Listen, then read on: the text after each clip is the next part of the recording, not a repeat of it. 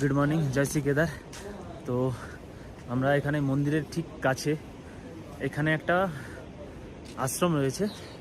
আশ্রমটা ঠিক এরকম দেখতে। এখানে সবসময় ফ্রিতে গরম জল এবং খাবার দেওয়া হয় এইখানে, এবং রাত্রেবেলা সন্ধ্যা আরতি ফারতি সবই হয়। সবসময় গরম জল পাওয়া যায় এখানে, যারা আসে সবাই খায়। এখানে ক্ষীরটির পাওয়া যাচ্ছে, আমরা ক্ষীরটির খাবো। এই হচ্ছে যে